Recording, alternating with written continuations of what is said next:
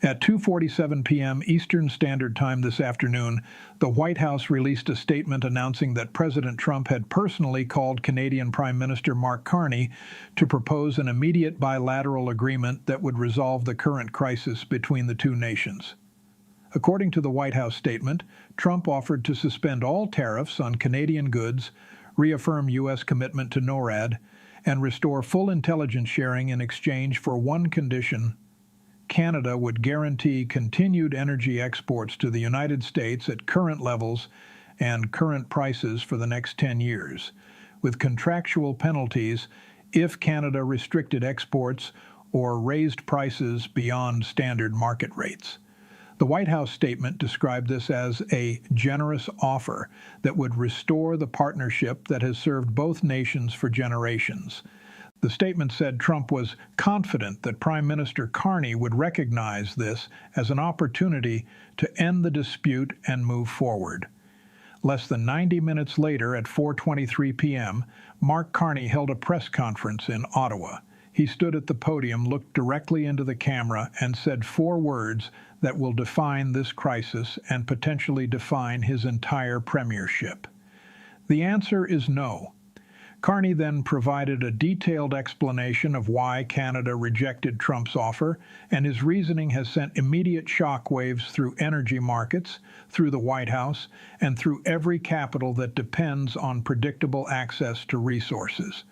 Canada just said no to the United States, and in doing so, Canada has fundamentally shifted the balance of power in North American relations in ways that cannot be reversed. In this breakdown, I'm going to walk you through exactly what Trump offered and why the White House believed Carney would accept. I'm going to show you Carney's complete response and why his rejection was not just about this specific deal, but about establishing a principle that will govern Canadian policy for years. I'm going to reveal the immediate market reaction and why energy prices spiked within minutes of Carney's statement.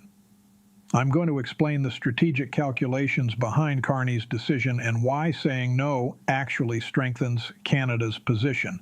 And I'm going to give you 3 scenarios for where U.S. Canada relations go now that Canada has definitively rejected the path back to the old relationship.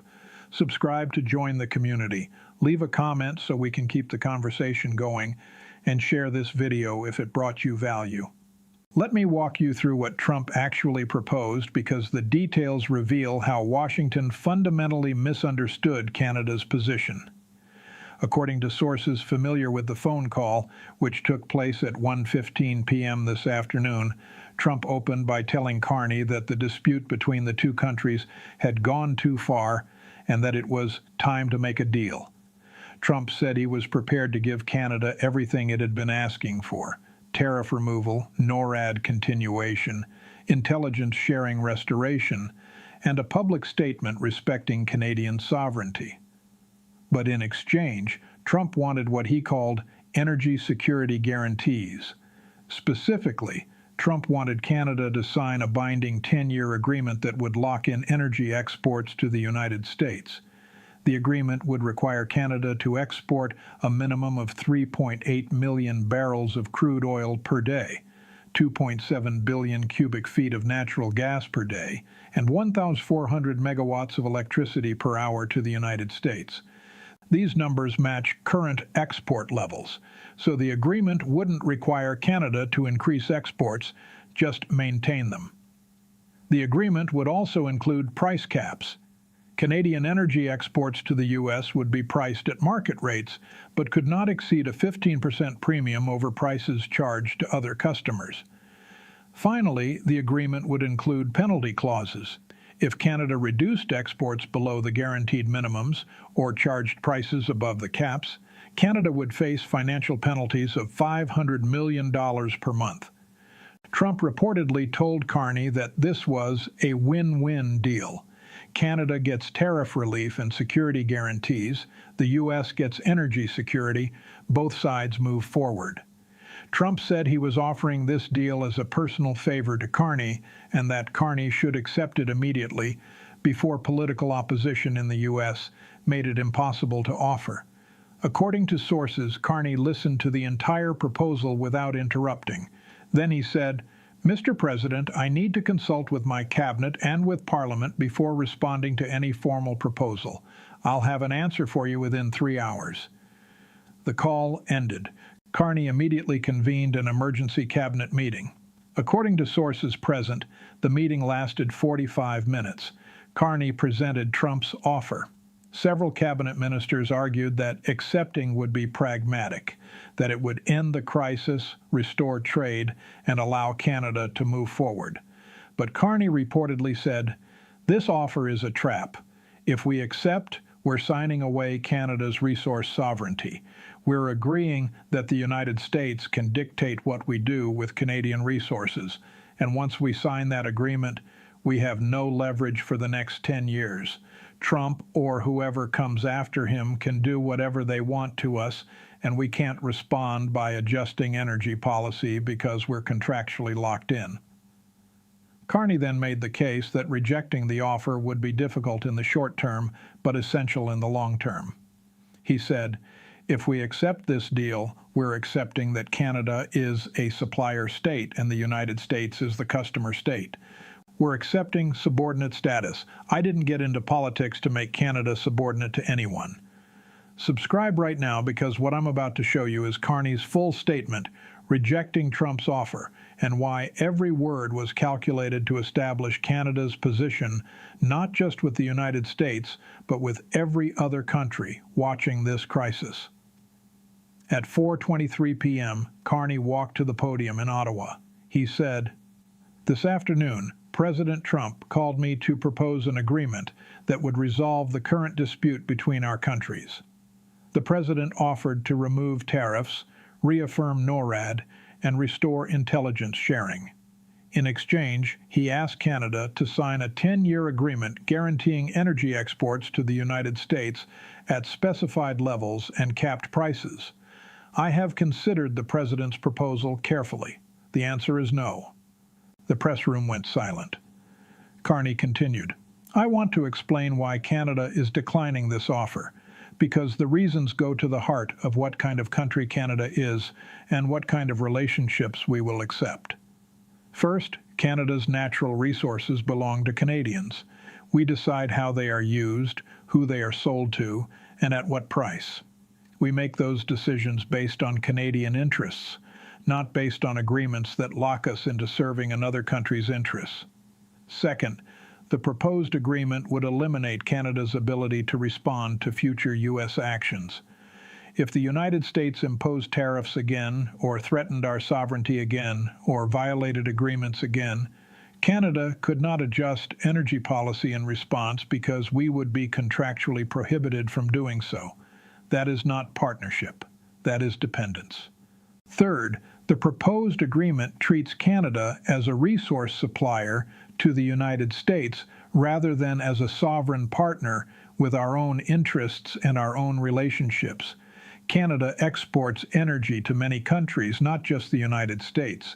Those export decisions are made by Canadian companies and the Canadian government based on market conditions and strategic priorities. We will not subordinate those decisions to American demands. Carney then said something that immediately triggered reactions across financial markets. He said, "Canada is open to selling energy to the United States. We are open to long-term commercial relationships, but those relationships will be negotiated on equal terms between sovereign nations, not dictated by one side. If the United States wants reliable access to Canadian energy, the path forward is simple. Treat Canada as a partner, respect our sovereignty, honor agreements, and recognize that we have alternatives. As of today, Canada has received purchase proposals for our oil and natural gas from 11 countries on 4 continents. We are evaluating all of them. The United States is welcome to compete for Canadian energy on the same terms as everyone else." That last line, "the United States is welcome to compete," was a direct shot at American assumptions of privileged access. Carney was saying that the days when the U.S. could simply assume Canada would sell to America first and on American terms are over. Carney closed by saying, To the American people, Canada values our relationship with you. We want partnership, trade, and cooperation, but partnership requires mutual respect. President Trump's offer did not reflect that respect. Canada has declined it. We remain open to discussions based on equality and sovereignty, but we will not trade our independence for temporary relief from policies that should never have been imposed in the first place. Receipt number 1, the market reaction. Within 15 minutes of Carney's statement, U.S. energy markets went into chaos. West Texas Intermediate crude oil futures jumped $8.40 per barrel, a 7.2% increase, as traders priced in the risk that Canadian supply to the U.S. could be reduced or redirected. Natural gas futures for delivery in the Midwest spiked 14.3%, as traders realized that Canada is serious about exploring alternative buyers. Shares of U.S. refineries that depend on Canadian crude collapsed. Valero Energy dropped 11%. Phillips 66 fell 9%. Marathon Petroleum declined 13%. The market is screaming that Carney's rejection is credible and that U.S. companies that assumed continued access to Canadian energy at favorable terms now face supply risk. Receipt number 2, the alternative buyers. Carney's statement that Canada has received purchase proposals from 11 countries is not bluff. According to sources in the energy industry, Canadian officials have been in active discussions with China, Japan, South Korea, India, Germany, France, the UK, Spain, and several others about long-term supply agreements. Asian countries are particularly interested because they currently import energy from the Middle East and Russia at higher prices and with greater geopolitical risk than Canadian supply would entail. If Canada signs major supply agreements with Asian buyers, Canadian energy that currently flows south to the U.S. will flow west across the Pacific instead. The U.S. would face immediate shortages that cannot be replaced quickly from other sources. Receipt number 3, the infrastructure reality. One question analysts are asking is whether Canada can actually redirect energy exports away from the U.S. The existing pipeline and transmission infrastructure is designed to move oil, gas, and electricity south to American markets. Can Canada realistically change that? According to energy experts, yes, but it takes time and investment. Canada's Alternative Security Partnership Fund request includes money for exactly this purpose: building new export terminals on Canada's Pacific and Atlantic coasts, constructing pipelines to those terminals, and developing the shipping capacity to move energy to overseas buyers. If NATO approves Canada's funding request, these projects can be fast-tracked. Within 18 to 24 months, Canada could have the infrastructure to export significant quantities to markets other than the United States. Once that infrastructure exists, U.S. leverage over Canadian energy disappears permanently. Receipt number 4, the White House blind side. According to sources, the White House genuinely believed Carney would accept Trump's offer. White House officials thought they had crafted a deal that gave Canada what it wanted while securing American interests. When Carney rejected it, and particularly when he rejected it so publicly and so definitively, the White House had no prepared response. At 5:30 p.m., over an hour after Carney's statement, Trump posted on Truth Social. The post said, "Canada just made the biggest mistake in their history. They will regret this. We don't need their energy. We have plenty of our own. Let them try to sell to China and see how that works out." But that post contradicts basic facts. The United States does need Canadian energy. 60% of U.S. oil imports come from Canada because U.S. refineries are configured to process Canadian heavy crude, not the light crude produced domestically. Switching would require refinery modifications costing billions and taking years. Congressional reaction was divided along now familiar lines. The 12 Senate Republicans who have broken with Trump throughout this crisis released a statement saying, "Canada rejected the president's offer because the president demanded subordination rather than partnership. This is another failure of leadership." Senate Majority Leader Chuck Schumer said, The president tried to bully Canada into locking in energy supplies, and Canada said no. Now American consumers will pay higher energy prices because this administration destroyed our most important relationship. But Trump-loyal Republicans defended the president. Senator Lindsey Graham said Canada will come crawling back when they realize they have no other options. Let me give you 3 scenarios. Scenario 1, the competitive bidding. Over the next 60 days, multiple countries submit formal offers to purchase Canadian energy on long-term contracts. Canada runs a competitive bidding process. The United States participates but refuses to match prices or terms offered by Asian buyers. Canada signs major supply agreements with China, Japan, and South Korea, committing 30% of current U.S.-bound exports to Asian markets. U.S. energy prices increase, Midwest refineries face supply constraints, and the Trump administration is forced to either match competitive terms or accept reduced Canadian supply. Scenario 2, the infrastructure race. Canada uses NATO funding to accelerate construction of Pacific and Atlantic export terminals. The U.S. attempts to block or delay these projects through diplomatic pressure on countries supplying equipment or financing. Canada responds by further restricting U.S.-bound energy and prioritizing existing infrastructure for non-U.S. buyers. Within 2 years, Canada has diversified export infrastructure. U.S. dependence on Canadian energy is dramatically reduced, but U.S. energy costs have increased permanently because alternative supplies are more expensive. Scenario 3, the crisis escalation. U.S. energy shortages caused by Canadian export reductions trigger a domestic political crisis.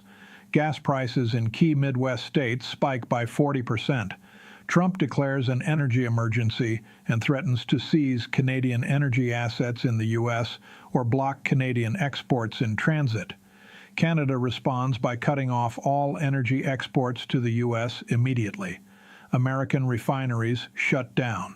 Rolling blackouts hit the Northeast. The economic damage is catastrophic. Congress forces Trump to accept Canadian terms to restore supply. The U.S. loses the negotiation completely. I'm watching whether any country publicly announces an energy supply agreement with Canada within the next 2 weeks, whether U.S. energy prices continue rising, and whether Trump makes any statement walking back his energy demands. Canada said no to the United States. That's the headline. But the deeper story is that Canada said no because accepting would have made Canada subordinate. Carney chose sovereignty over short-term relief. And that choice means the old U.S. Canada relationship, where America assumed and Canada complied, is permanently over.